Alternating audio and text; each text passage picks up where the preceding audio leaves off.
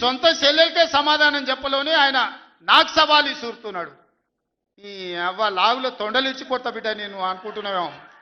నా సంగతి ఇంకా తెలియదు. మీ నాయనని అడిగి ఇంటికి పోయి చెప్తాడు. ఏ అమెరికాలో బాత్రూమ్లు అడిగినట్టు అనుకుంటున్నావు నాతో మాట్లాడు అంటే, నేనేదో మార్చుకుంటుండే పోని ఆవుల పోరోడి గాలికి తిరిగేటోడి గాలికి అంతో నాకెందుకని ఇవన్నీ వేషాలు. ఇంకా ఆ పక్కలో ఒక నలికుట్లోడు ఉంటాడు, 6 అడుగులు ఉన్నా అనుకుంటాడు. ఆ తలకాయ ఎక్కడుందో నాకు తెలియదు.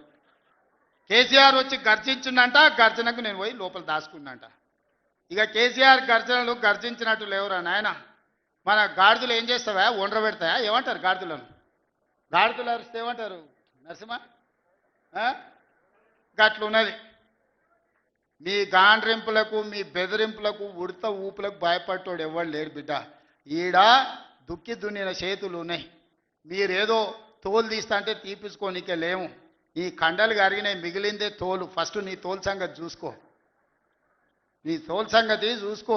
ఊర్లో మాకు తెలుసు, ఊర్లల్లో నాటుకోళ్ళు ఉంటాయి కదా, కోని కాల్చినాక మనం మంచిగా కాల్చి తోలు తీసి పసుపు పెడతాం కదా, మంచిగా తోలు తీసి పసుపు పెడతారు బిడ్డ మా కొడంగల్ వాళ్ళు. నువ్వేదో తెలివితేటలు అనుకుంటున్నావు. ఈ తమాషా మాటలు, ఈ అతి తెలివితేటలు కట్టి పెట్టుకో.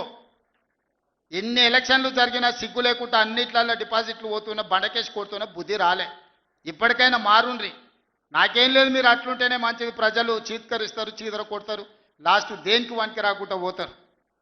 కాకపోతే ప్రతిపక్షమే లేదు తెలంగాణలో అని బయటకు పోతే ఇజ్జత్ పోయేటట్టు ఉన్నది. గదొక్కటే నా చింత.